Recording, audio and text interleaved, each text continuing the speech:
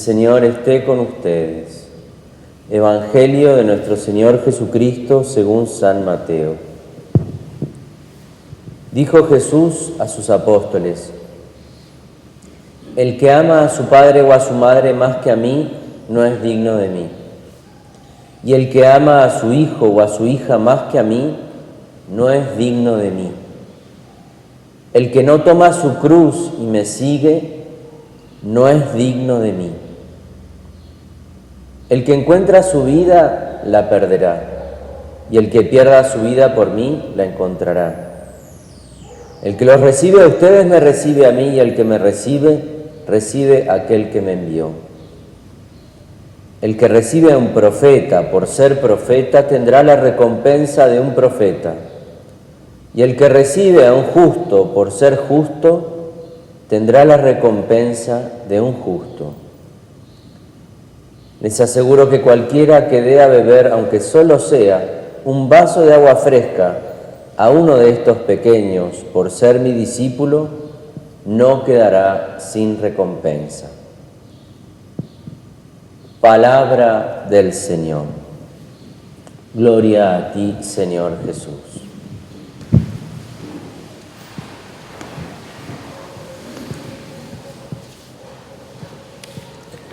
Queridos amigos, el Señor nos está enviando a misionar, nos está enviando a anunciar su palabra a todos. En el Evangelio de Mateo recordamos que primero Jesús llamó a los 12, luego los capacitó y los envió a anunciar su nombre. Y dentro de esta capacitación que Jesús hace, les da estas últimos consejos. Primero, el que no me ama a mí más que a su padre y a su madre, más que a sus hijos, no es digno de mí. Si cualquiera dijera esta frase, dirían está completamente loco. Si hubieran dicho, algún maestro en Israel hubiera dicho, el que no me ama a mí más que a su padre, a su madre, a sus hijos, no es digno de ser mi discípulo, bueno, lo hubieran tratado por loco. Pero ningún otro personaje sería capaz de decir esto, ni Buda, ni Mahoma, ni absolutamente nadie, salvo aquel que es Dios mismo.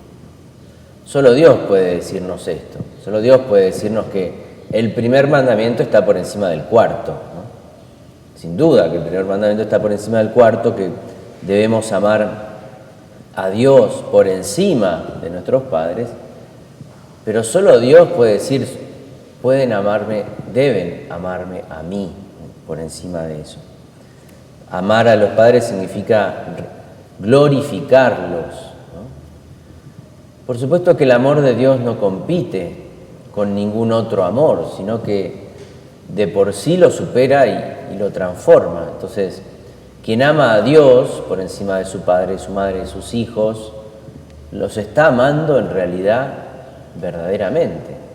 Ama verdaderamente a su padre, a su madre, a sus hijos, con un amor mucho más grande. No abandona a los suyos, sino que en realidad los ama de la mejor manera posible. Bueno, ese amor de Dios, entonces, es el que nos tiene que guiar en el anuncio de su palabra. Hace un tiempo escuché una historia muy interesante acerca de los chinos, ¿no? Ustedes saben que en China hay una persecución religiosa tremenda. Son perseguidos los obispos, hay obispos presos en este momento en China, sacerdotes, fieles. Y si bien hay una iglesia oficial que está bajo el poder del Partido Comunista, hay una iglesia no oficial, que es la que es fiel a la fe, que no está determinada por lo que el Partido Comunista dice, etc. En algunos casos con iglesias públicas, muchas de esas las están cerrando en estos tiempos, y otras de una manera totalmente oculta.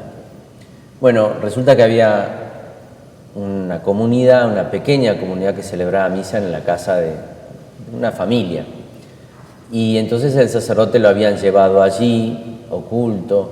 A veces las misas son nocturnas para no levantar sospechas, salen temprano, bueno, hacen toda una cantidad de cosas para poder celebrar la misa.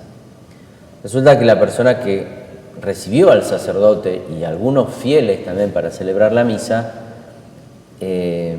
bueno, hizo un gran esfuerzo, pero un día vino la policía. Entonces se los llevó, todos huyeron, huyó el sacerdote, enseguida lo escondieron, se lo llevaron, huyeron el resto de los fieles, el que quedó era el dueño de casa, no tenía a dónde irse. Y entonces lo tomaron prisionero y lo torturaron. Querían saber quién era el sacerdote, dónde vivía, dónde estaba. Bueno, le pusieron electricidad en todo el cuerpo, electroshock, lo hacían, no lo dejaban dormir, baldazos de agua fría, etc. Una cantidad de cosas así durante meses lo estuvieron torturando para que diga quién era el sacerdote o el nombre de alguno de los otros fieles. Y él sabía que si decía el nombre del sacerdote lo liberaban, etc., pero además ese sacerdote iba a morir y no iba a haber misa en esa zona jamás. Bueno, resistió hasta el final, hasta que se cansaron completamente de torturarlo, es decir, lo habían desnudado completamente de todas sus cosas, había perdido su casa, no podía ver a su familia, pero estaba lleno de fe, no le podían sacar la fe. Bueno, cuando lo liberaron, al poco tiempo logró escapar a Estados Unidos y llegó a Estados Unidos y se dio cuenta que podía ir a misa todos los domingos. Es más, podía ir a misa todos los días. Podía ir a misa todos los días sin ningún problema y empezó a ir. Y después empezó a dar cuenta que a diferencia de China, si uno trabaja mucho, gana mucho. Y entonces cuanto más trabaja, más gana y mejor puede progresar. Y entonces empezó a trabajar horas extra, fines de semana. Ya no encontró tiempo para ir a la misa diaria y al poco tiempo tampoco para la misa dominical. Empezó a dejar a ir a misa los domingos. El que había sido torturado por decir dónde estaba el sacerdote para celebrar misa un domingo. Bueno, esta es una historia real. La escuché de un sacerdote norteamericano que dice que era de sus comunidades, de personas que ellos conocen, y que este fiel, caído, ¿no?, sigue en esa situación.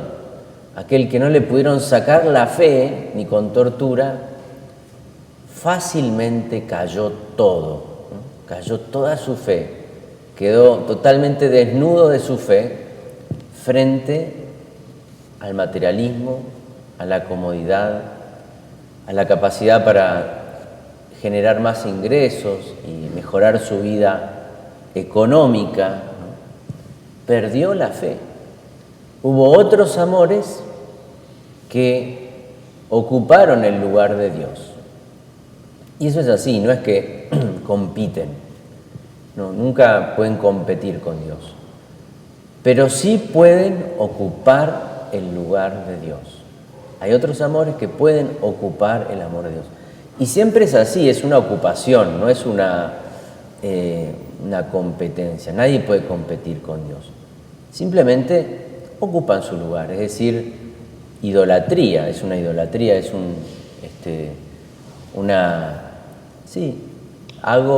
hay algo que empieza a tener para mí el valor que tenía Dios. Es decir, de ser servido, de ser lo más importante de mi vida, de ser aquello que da sentido a mi vida. Bueno, eso nos puede pasar a cualquiera, ¿no? Imagínense, este hombre hubiera sido mártir, hubiera estado sentado a la derecha de Jesús, en un instante se hubiera muerto. Pero no pasó, perdió su fe, abandonó su fe, fue capaz de tanto sacrificio y ahora no podía ni siquiera rezar, no podía ni siquiera ir a misa los domingos. El Señor nos promete a nosotros una recompensa.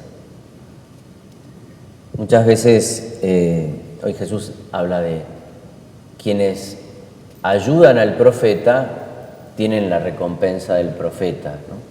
Es lo que le pasó a esta mujer, la tsunamita, que habiendo recibido tantas veces a Eliseo en su casa, dijo: le vamos a preparar un cuarto en la terraza, vamos a hacer un piso arriba para Eliseo, para que cuando él para, en el camino, se ve que la tsunamita vivía en un lugar cercano a alguna ruta, y Eliseo iba y venía por ahí, entonces le vamos a preparar un cuarto para que él esté y coma tranquilo y tenga su cama. Bueno, y entonces, ¿qué es lo que dice Eliseo? Reza por ella, ve cuáles son sus necesidades de esta familia. Querían tener un hijo. Bueno, en un año tendrás a tu hijo en tus brazos. Entonces, Jesús nos dice hoy que la recompensa que nosotros recibimos por ayudar a un profeta es la recompensa de un profeta. Y la recompensa que recibimos por ayudar a un justo es la recompensa de un justo. Pero nosotros no somos ni justos ni profetas, uno podría decir. ¿Cómo voy a tener la recompensa de un justo o de un profeta?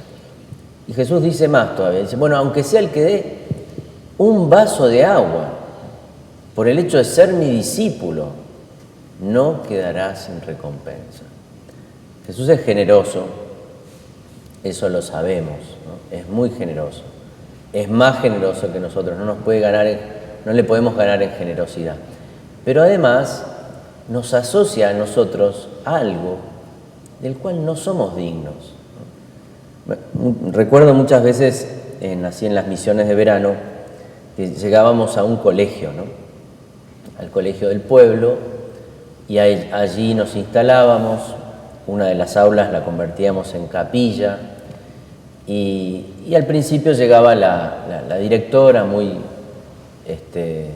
educadamente, con mucha apertura, ¿no? Con mucha hospitalidad. Nos decía: bueno, esta es su casa, acá tienen esto, y nos abría la cocina, nos abría la dirección, etcétera, nos abría todas las cosas que necesitábamos. Bueno, este es su lugar. Y cuando nos íbamos, mejor dicho, les entregábamos las llaves, la relación era completamente otra, ¿no? Agradecidísimos, ¿no? No solamente nos daban, habían sido buenos anfitriones y hospitalarios, sino que agradecidos de que podamos habernos podido quedar allí en su casa, en su colegio, y que el Señor estuvo en el sagrario, en una de sus aulas, ¿no? Que fue la casa de Jesús durante 10 días, etc. Y nos decían cosas maravillosas. El agradecimiento que sentían por haber sido parte de una misión, de una presencia viva de Jesús que transformó el pueblo, ¿no? Es decir, Jesús estuvo allí y entonces se sentían parte de haber tenido parte en esto tan grande, ¿no? Bueno, eso es lo que Jesús nos promete. La recompensa de un profeta significa ser parte en esta misión. Este chino que perdió su fe o dejó su misa dominical, no tuvo la recompensa de un profeta. La supo perder, la abandonó. Su recompensa hubiera sido la alegría de haber sido fiel a Jesús, ¿no? Y haber dado un testimonio tan grande, ¿no? Que lo había dado y ahora había caído por tierra. La recompensa del justo, la recompensa del profeta, es el mismo Jesús.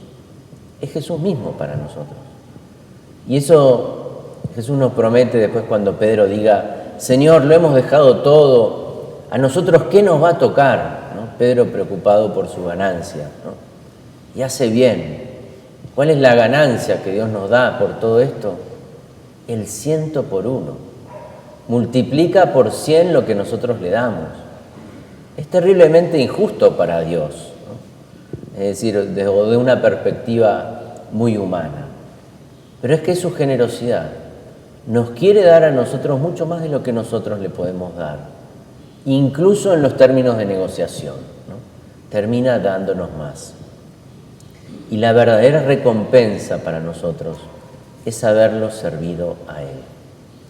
Jesús nos invita a anunciar su nombre, a dar testimonio, y que podamos descubrir que nunca es poca la recompensa que nos promete, nunca, ¿no? Es inmensa, porque es Él mismo. Tenemos que gozarnos en este don de nuestra fe, que sin duda hoy es algo que falta. Sin duda hoy, tengamos misa o no, aparezca la posibilidad de ir a misa o no, fíjense que este mismo chino perdió su fe. No depende de las situaciones exteriores, nuestra fe, sino que depende de nosotros, depende de cómo nosotros amemos a Dios y de si verdaderamente lo amamos y lo ponemos en primer lugar. Que podamos entonces hoy poner a Jesús como el centro, como Señor de nuestra fe. Desde el día que fuimos bautizados, hemos muerto al pecado, decía hoy San Pablo, y vivimos para Dios en Cristo Jesús.